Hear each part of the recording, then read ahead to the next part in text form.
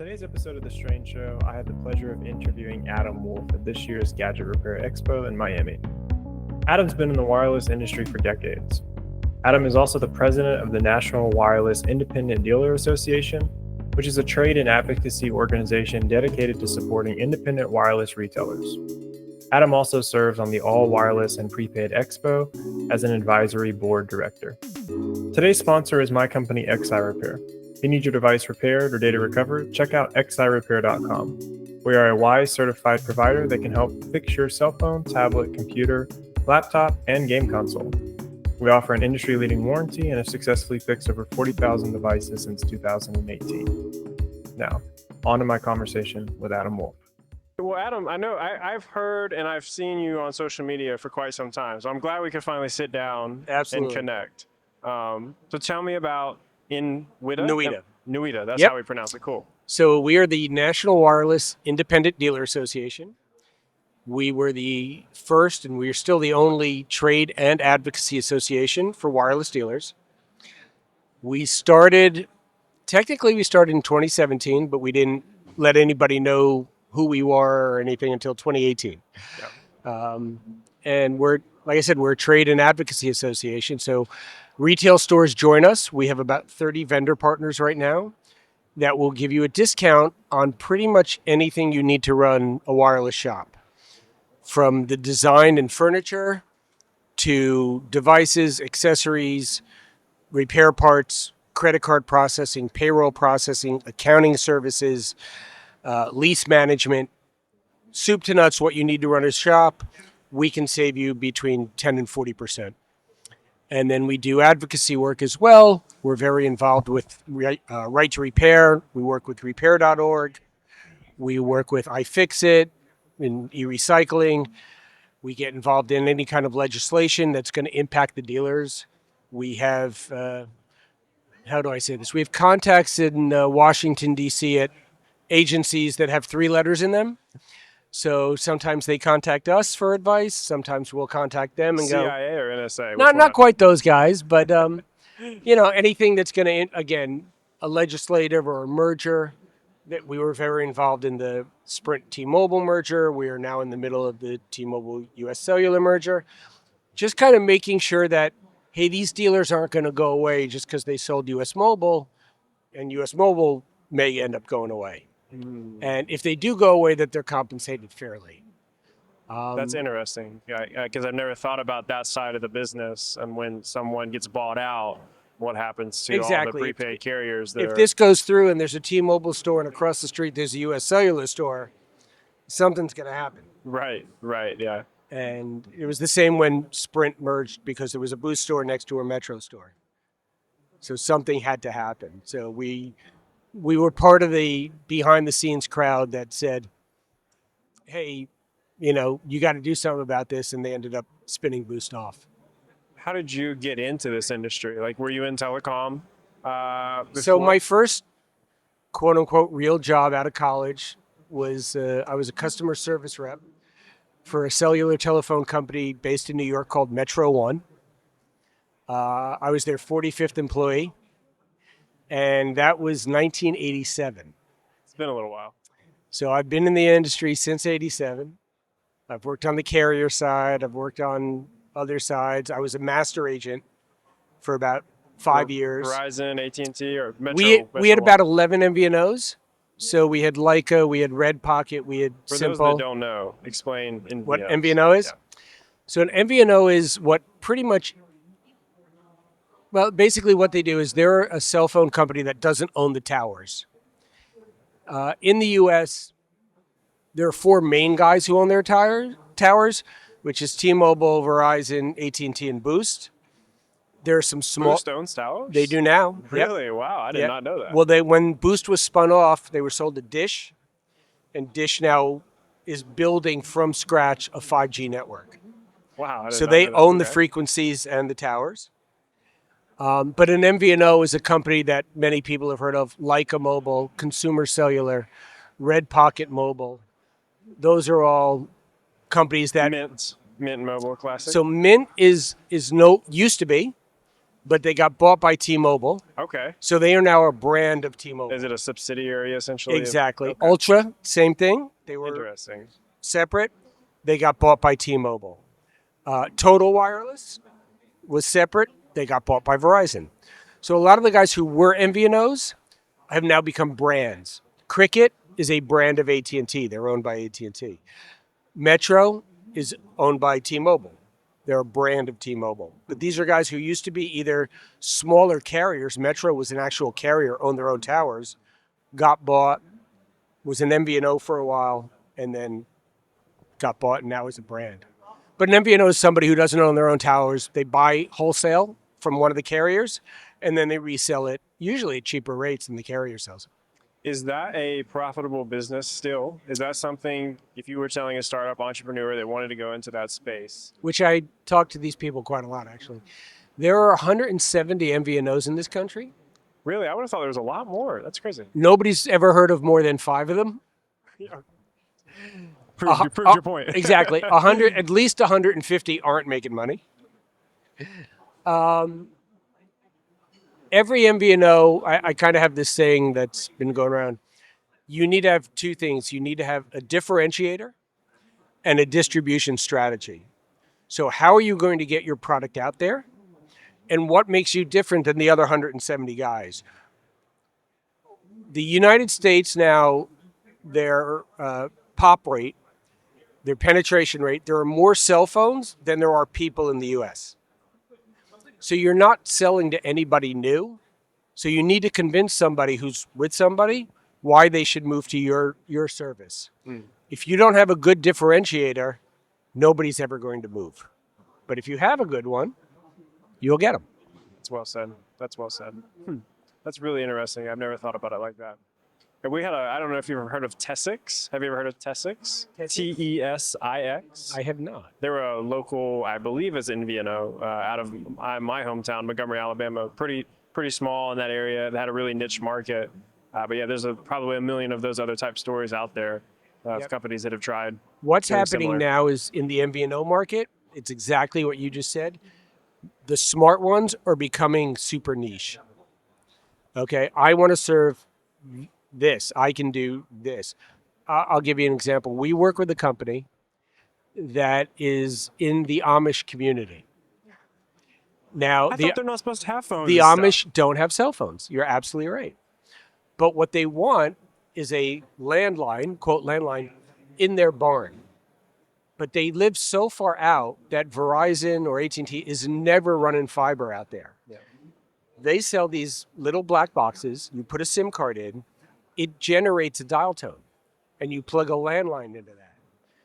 But it's really, quote unquote, a cell phone. It's using the cell towers. So we work with them. They sell these black boxes. The SIMs are inside. They sell them to other people in the Amish community. They plug their phone in and their phone works, which is what they're allowed to do. They're allowed to have regular phones. And it's just the technology they're using to get their regular phones. But we work with, that's their niche MVNO. They don't even call themselves an MVNO. They're just like, go see Bill and he sells the black box you need to get the phone in your barn. So like could you give us insights on like the per SIM card, and I know it's based on what service they select and whatnot, but on average, per SIM card, what are these guys making? Like, because I would assume they have to pay T-Mobile and AT&T for the base service. It depends on, if you go direct to a carrier and become what I generously or laughingly call a real boy MVNO, a Pinocchio MVNO. You have to follow your own paperwork. You're responsible for the taxes. You're responsible for all that stuff. You also need to make usually a dollar commitment to the carrier to get to that level of millions of dollars. There's now what's popping up, what people are calling MVNO lights or MVNO in a box. We work with a company called JSMTC that provides that service. So you call them and go, I want to be an MVNO. They're going to ask you, what's your distribution? What's your differentiator? And do you want to spend millions of dollars? You go, no. Okay. We'll give you a price. It may be $5 or $10 per rate plan. You can charge whatever you want to your customers, maybe $20, $25. And then at the end of the month, they send you the check for the difference. That takes weeks, not months. And the startup cost is, 5 figures instead of 6 figures. So it's a huge savings in startup costs. But if you have the differentiator and the distribution, if you're an Amish person, and you've got that, then they'll set you up for that. So the answer to your question is depends if you go MVNO light or direct. If you're a direct MVNO, you're probably paying between $2 and $3 a customer. That's so crazy, man. And Wow. but that only gives you access and talk and text, no data. Sure. It's why no real MVNO has successfully launched a real, true, unlimited high-speed data plan. It's the only variable in their cost. So they can take a guess and go, okay, you're never going to use more than 20 gigs of data. So we'll price that up here. And as long as you're under 20, we're safe. You can have unlimited data. If all you do all day is watch Netflix on your cell phone, You're going to run through that pretty quick. and you jack up 50, 75 gigs, the MVNO is done. Because they're losing money on every one of those customers. So if you know your costs and you sell quote unquote fixed data, 10 gig to 5 gig data, 10 gig data, you can pretty well estimate your cost. And you might be buying that at half of what you're selling. But then again, the second part of that is the distribution. How do you get the word out? How do you get that person to switch from whatever service they're using to your MVNO? I've seen a few repair shops succeed in offering prepaid and just cellular services in store. One that comes to mind is like Selectel, I believe is what it's called. Are you familiar with that company? Yeah, they were owned by TracFone, which got bought by Verizon. Verizon is in the there were 10 TracFone brands, and Verizon is more or less in the active process of culling some of those brands. They don't want to manage 10 brands. Total Wireless, which you'll see here, is a big brand for them. Straight Talk, which is Walmart's brand, they're going to keep that. Simple Mobile is going to be kind of their multi-carrier brand. You won't see a Simple Mobile shop, but if you go into a shop and they sell 3 or 4 brands, that's where you'll see Simple. And they'll probably maybe one more, but they'll concentrate on those 3 or 4. How do you think the eSIM and SIM card tray in the phone has changed the industry? Well, my daily driver has been a iPhone 12, and it's because it still has a SIM card. Because I do travel, I go overseas, and it's much easier. They're still not really up to speed on eSIM, so it's much easier for me to go into an O2 shop in London and buy a prepaid SIM card and take it out. And I have a physical SIM. Now I have a London card. We actually have a partner in the association now that has made that a moot point. They sell a global eSIM hotspot, which works in 110 or 100. You know what the name of the company is? It's called Simo, Simo. Feel free to, I have one with me, so feel free to come by and take a look. I'm thinking that might have been, I don't know how long it's been since it launched, but we use something similar. We travel a lot too. Last October, I was in Egypt and used a similar product. I don't remember the name of the company, but you download an app, you pay a fee. Well, with these guys, you buy it once, and they give you a gig of data every month. That's crazy. And it's about What's $100. the upfront? It's about $120, $150, depending if you want the 4G or the 5G version. It also works as a battery pack charger, so you can plug your phone into it and charge your battery while you're walking around. But I test drove it last year. I was in London and Paris, and from the time I got on the plane in New Jersey until the time I got off the plane a week later in New Jersey, I never took my phone off airplane mode, and worked perfectly. That's amazing. That's amazing. So if there's a dealer out there that's interested in the Simo product and they join the association, you get a 10% savings on every one you buy. So what's your value pitch then to shops like myself? I own an independent repair shop. Currently, we offer Verizon prepaid. We've done that for years. Never offered anything else really. what is your value proposition to them on what they should offer? Like, what would be your recommendation in terms of they join in with and Yep, I'm NWIDA. NWIDA. I That's it. apologize. No worries. NWIDA. They join NWIDA and then you recommend. Well, so we have about 30 vendor partners, from credit card processing, payroll processing, devices, accessories, repair parts, store furniture, lease management, accounting services. We have some new equipment that's new here as well. We work with a company called Explora, which sells a children's smartwatch. We work with a company called Guardian, which sells a children's smartphone. But we've got about 30 different vendor partners that you will save between 10 and 40%. So anything you're currently buying to run your shop, I'm going to save you between 10 and 40%, up to about 20 grand a year on things that you're already buying. You're already buying accessories, and you don't buy them from NWIDA. You buy them from the distributors, and you go, oh, by the way, I'm a NWIDA member. Here's my membership number when you place your order. And they go, oh, yeah, 10% off the numbers I just told you, or 20% off, or whatever the deal is that we've struck with them. So for a shop, that's our biggest value prop. We have when we're at shows, we do a 2-month trial membership for $1. If you like what you've saved after the 2 months, you can renew. And if you don't, you've lost $1. But for a single shop, a year membership's $415, and we'll save you up to about 20 grand. Plus, you do support the advocacy work that we talked about earlier.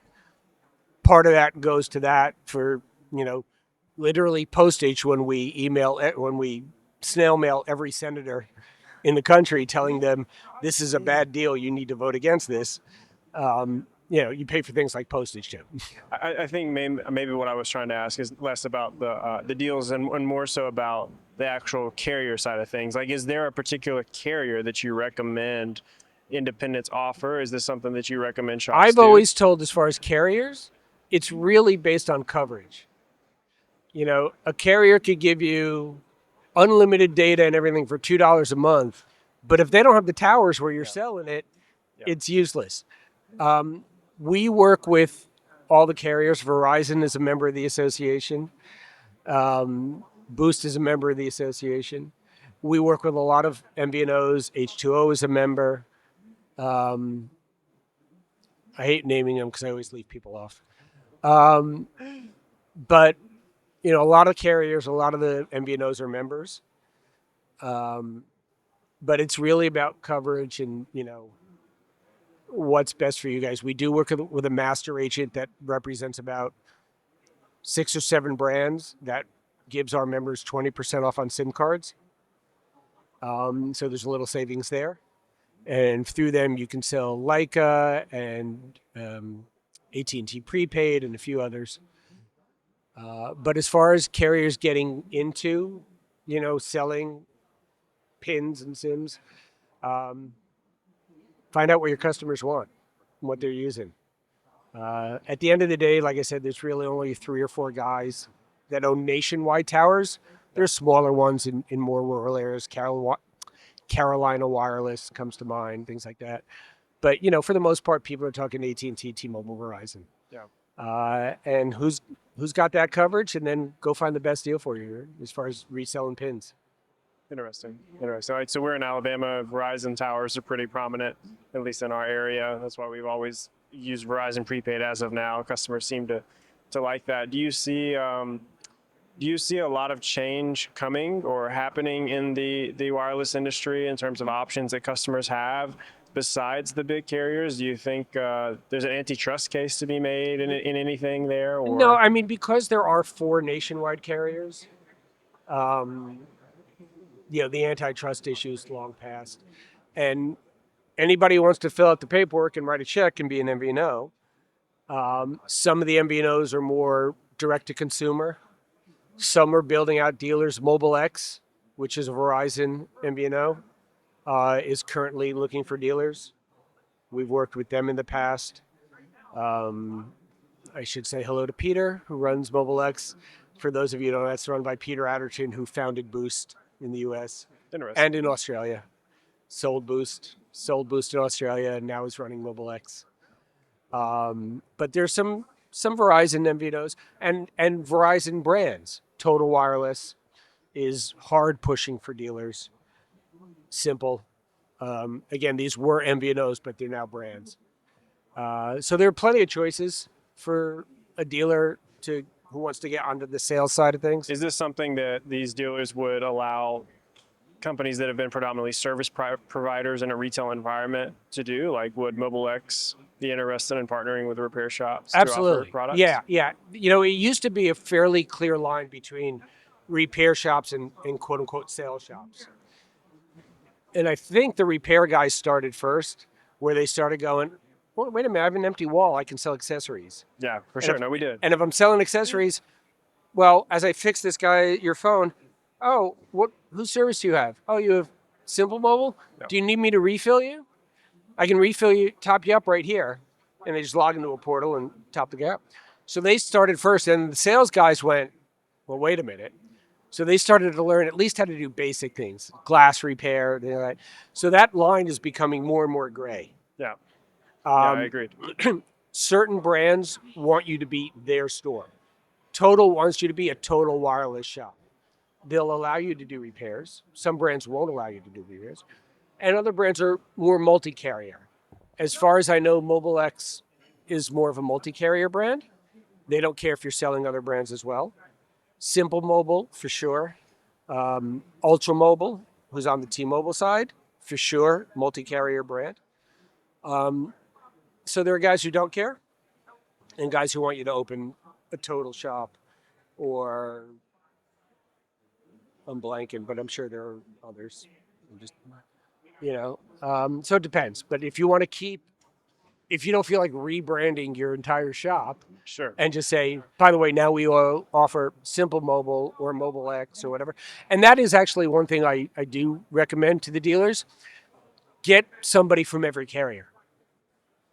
Because the guy said, well, I really don't live around here, and where I am, AT&T's better. Carry H2O SIMs. Verizon's better. Carry Simple or MobileX. T-Mobile's better. Talk to Ultra or one of the other 18 brands that are out there. And then you have a choice. And then you can really take care of the customer, which is the whole reason you're there. And go, look, I don't want to sell you this SIM because where you are, ABC sucks. Yeah. Let me sell you this one because I know they have coverage in that area. And it may just be the carrier they have now, but they may be paying $70 on a postpaid plan, where they can be paying $30 for the exact same plan on a prepaid plan. Very true. I scream that from the top of my lungs to everybody, man. Yep. It's not worth paying the extra support or whatever the heck you're paying for. There used to be two real benefits. One was that the carriers didn't give the MVNOs roaming capabilities. So if they were in the middle of rural and they were roaming on a smaller carrier, an MVNO wouldn't get that service. And they were usually 1 to 2 generations behind on the cell phones. So, hey, brand new iPhone 16 at your Verizon store is, your brand new iPhone 15 or 14 at your Simple Mobile store. Now that, though, they're buying a lot of the MVNOs, Simple Mobile's a brand. It's not an MVNO anymore. Ultra Mobile's a brand. It's not. The day T-Mobile, the week after T-Mobile bought Ultra got roaming. Literally 2 weeks after. Of course, they got to compete. Yeah. Well, because they're a brand now. So, so if it's a real MVNO, you might run into those areas in certain parts of the country. But if you stick to the big guys and they have coverage where you are, Verizon has the coverage, T-Mobile has the coverage, AT&T, then you should have at least one option from every carrier. And that way, then you're taking care of the customer. What are I believe it's a spiffs, if that's the correct word, I believe, for MobileX. So I can't really talk to any one particular brand because they do vary. Typically, you'll get between 200 and 300% of the monthly bill. So if you sell a $50 plan, your total compensation is going to be somewhere between $100 and $150. That might be spread out over 3 or 4 months. So you might get $50 up front. In the second month, if the customer is still active, you'll get another $50. And the third month, you'll get another $50. Right. depending on the MVNO or the carrier, you might get a residual. Typically, you get a discount on the refill. So if they come back for that second month and they refill for a $50 plan, it would only cost you $45, to give you an example. So you'll make $5 on everybody who comes in and refills. That's like just kind of a real general overview. Some guys are more, some guys are less, but yeah, that gives you a good idea. That's pretty consistent. More so for the listeners, because I know there's some people that will be listening to it that maybe own a repair shop that have not thought about offering, prepaid services to anybody before, and might see it as like, hey, this is an option that's viable for me because I've got a customer base that's loyal and they trust my word, and I'm saying, hey, this is a good service and I can give it to you right now. I think that's a good niche market that. And the nice thing is the eSIM, as it gets more and more, we get into later generations and now older phones have eSIMs or whatever, is there's no stock. There's no inventory. Yeah, exactly. It's instantaneous. Let me just type this up. Okay, give me your phone. I scan the QR code. Boom, you're on that. Your service has been changed. Yeah. The only hurdle, I guess, is like the account number to be able to transfer. If you're the phone porting your number, over, which is a pain. Yep. When do they fix that? And we just get to snap a finger and it's transferred. Yeah, that's a good question. I mean, when MobileX launched, so like I said, I have an iPhone 12. I have a physical SIM and an eSIM. Are you a MobileX customer? I have MobileX on my eSIM. I have AT&T on my physical SIM. And I did that because now I pretty much have coverage everywhere. If I go into an area that AT&T has lousy coverage, I hit a button. Now I'm on Verizon through MobileX. It moves your number between. No, I have two different numbers. Gotcha. But I can make calls out. Yeah. So if somebody calls me in, they can text me, whatever. Very, very, very few people have my MobileX number. I don't even know it. I have to look it up every time I give it out. But there's no reason to. I mean, everybody has my main number.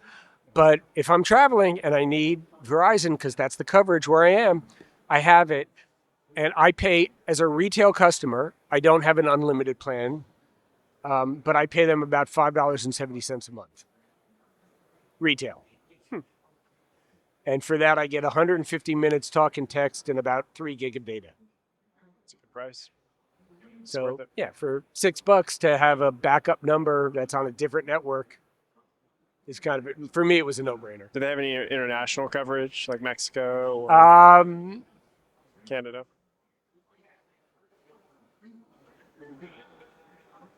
I'll be honest here. I talk to those guys a lot. I'm trying to answer with what has been publicly announced and what I've been told and said, don't tell anybody. Got you. Answer noted. Ask me in August at the All Wireless Expo. I might be able to give you a definitive answer. Got you. I think there's an interesting intersection between repair and not independents, but the big T-Mobile, Verizon, et cetera companies, where one of our complaints as repair providers or service providers is that we're competing sometimes with the carriers that are giving out free phones, right? Because if the option is free, in quotation marks, right, then some customers that have no allegiance to their phone number, for lack of better words, is just, well, I'll flip a switch, get a new phone, move on about my day, even though I have a cracked screen, right? Do you ever see, from a regulatory perspective in the U.S., that changing to where devices have to be unlocked up front and carriers can't put those locks on it that enable that business model? Well, let me back up. Back in the ancient days, I actually was a dealer. I sold phones and everything. And I did something very purposely. Whenever it was a free phone or whatever, I would put on the invoice, phone $500, activation instant rebate $500, zero. But I gave them that bill because what would inevitably happen is somebody would crack a screen, somebody would drop the phone, whatever, and they'd come back and they go, my phone's broken, I want a new free phone. And then no, you don't get a new free phone. You got a free phone because you signed up for the service. And that's, look at your invoice. Instant activation rebate, you're not activating. Yeah. So I did my part and try to educate the customer that free phones ain't free. Europe's way ahead of us in a lot of stuff. Because it's like that there. You're not Europe, allowed you're to not allowed to sell lock unlocked. up Yeah, phones. exactly. And in the repair world, I would say too, the regulatory frameworks are way beyond. I mean, we have USB-C. I was just going to say, that's why iPhones have USB-C now. Yeah. Absolutely. I think, for lack of a better answer, politics in the United States many times goes to who's got the biggest lobbyist with the biggest checkbook. Really? Well, I'm being sarcastic, right. obviously. So if Verizon and T-Mobile and AT&T and Boost get together and go, we want to be able to lock our phones, here's a check. Generally speaking, the politicians in this country, and I'm not naming sides because this is truly a bipartisan effect. Of course, money talks. Exactly. They're going to keep the ability to lock the phones. Yeah. If enough people could outspend that and say, don't lock the phones, but you're talking about guys like repair.org and iFixit and NWIDA, and unfortunately, our budgets are not as big as Verizon's and AT&T's and T-Mobile's. Obviously, the reason they lock the phones is they're paying for the phone, and the whole idea, it's the razor blade model, right? We give you the razor for free because you're going to be buying razor blades. We give you the phone for free because you're going to be using our service. If we gave you the phone for free and you went after 2 weeks and went, wow, these guys have really lousy coverage where I live, I'm going to switch, which is honestly why I buy my phones when I do from the Apple Store, because they are unlocked from day one. And all the devices we sell in store are Right. unlocked too. Yep.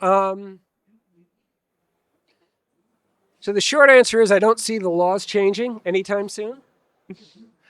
I mean, Verizon's actually now talking, because they've had a policy, well, they'll unlock a phone after 60 days. They're talking about getting rid of that. Probably a smart move from a business perspective. I think it became more of a smart move after they bought TracFone, because I don't think that was really as big an issue when they were Verizon prepaid, But now that they're total wireless and they're simple mobile and they're selling to different demographics and they're selling to multi-carrier stores where dealers sometimes aren't the most ethical, and they're like, oh, these guys are giving me an extra bonus spiff if I port somebody in. Oh, you came in today to refill? I'm going to switch your SIM card, but your phone number is going to be the same. And they do that because they're going to make an extra $50 that month. Yeah. That's why the carriers want to lock the phones to begin with. Yeah. So, there's some blame. I don't know if I want to use that word, but on both sides. But I guess the short answer is I don't see it changing anytime soon. Wish it would, but fair enough. I don't think so. How do you anticipate the tariff policies affecting the carrier-customer relationship over the next maybe 6 months to a year? Carriers have already come out and said, we're not eating it. Okay. Yep. T-Mobile came out and said it. AT&T's come out and said it.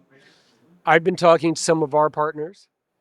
What's going on? A lot of them have said things like, well, we've got enough inventory through June, so buy now. The tariff won't impact you. I've had accessory guys and parts guys goes, okay, well, it's 100% tariff. They're charging me 30% more. They're going to eat the rest. We're going to charge 15% more. We'll eat the rest. Meanwhile, the dealer will charge 100%. Yeah, right. And blame the tariff. But, in my opinion, the main issue is nobody knows what's going on. Yeah, absolutely. The tariff's on, the tariff's off. The tariff's 200%, the tariff's 40%. Yeah. And that's what's driving people crazy, because we can't set prices because we set the prices, we place the order, the price has changed. Yep. If somebody would just pick a lane, whatever that lane is, if they said, all right, it's 200% and that's it, then the stores would know what to deal with that. Yeah. But what you can't deal with, it's 200, it's 5, it's 0, it's 150, it's 37. They're on, they're off. I just wish the government would pick a lane, and then we can deal with it. But it's too much confusion right now. I gave a speech earlier, repair related, not really from the wireless perspective of how the tariffs would interact or hinder us. And I was hoping that before this conference, we would know the percentages of what each component's individual tariff is going to be. Unfortunately, we still don't. There has been a blanket exemption temporarily for smartphones and other products. But from what I understand from Howard Lutnick's Secretary of Commerce's comments, that they are temporary but coming back and non-negotiable, because the Trump administration views anything in the semiconductor realm, which they throw LCD panels in that, they throw lithium batteries in that. If it's in a smart product, they view it that it needs to be made in America for national security purposes. Now, whether you think that's possible or not anytime soon is a whole other conversation. But my point here is that, to your point, on our side, we're looking at the parts going, man, we really just need to know, like, okay, is lithium batteries going to be 50% or LCD is going to be 25? Like, what's the number so we can adjust accordingly and change our business models? Because when it does come out in the next 30 or 60 days, I think everyone's going to be blindsided. Yeah, exactly. And, it kind of started with the last administration. The CHIPS Act was passed. Yeah. They did start to move some manufacturing here. Apple's come out and said if we ever build an iPhone from scratch in the U.S., it would retail at $3,500. Yeah. They shipped 5 planes worth of iPhones from China to India to soften the tariff, because less tariff from there. So these guys are doing, whatever they can to help. So, if Apple comes out and says, hey, we could build an iPhone here, but it's $3,500, would you rather do that or have the price go up $300 on your $1,200 iPhone to $1,500? It's still $2,000 cheaper. So they're still going to build it overseas. Like I said, some things did kind of move over here with the CHIPS Act. I understand the concept. In reality, as across the board, it's not practical. You can do it maybe here, there, whatever. Right. We live in a global economy. We've lived in a global economy for 30 years. There's a reason there's a global economy. There's a reason Apple started building iPhones in China. They had to start somewhere. They could have started anywhere. There is a reason they started there. There's a reason the president's clothing line is not made in the U.S. So there's all reasoning. It's all the same reason. It's cheaper. And if you just raise it to the point where it's not cheaper, it's just not that simple to go, oh, okay, well, we'll just start making them here. Right. It just, unfortunately, doesn't work. So yeah, that's what we've been trying to do, to the point that we're doing it. The trouble is that it's been so variable. It's hard for us to even know where to start, because what we'd love to do is get to Howard Lutnick and go, pick a lane and stay in it. Just pick one. Yeah, sure. That's the most important thing. Well, I think a lot of CEOs are probably saying that right now. Just pick a lane, dude, and stay there. Yeah. But that's not how it works in the current administration. So everybody's, the wave goes up, the wave goes down, the wave goes up, But I would tell people, buy now while people still have inventory, pre-tariff inventory in stock. Load up, because the next order that's going to be in 4, 5, 6 weeks, nobody knows. It looks like they're going to stay. If I was a betting man, I would say there's going to be a baseline across the board electronic tariff from everything coming from China. And then there's going to be some more specific. If it's a component in an LCD, you have this rate, and if it's a battery, you have lithium-ion battery, you have this rate. And caveat there being, it seems like part of what they're doing in that 30 to 60-day window, according to Howard, is a market analysis, from what he said, of what could actually come back, and then those things they're really gonna hit hard. So, if I'm a battery reseller right now, I'd be kind of scared, because we might have the capacity and ability to make some small lithium-ion batteries in the States versus maybe PCBs and chips and assembly. That may not come back right now. Right. So point being is I see that probably happening.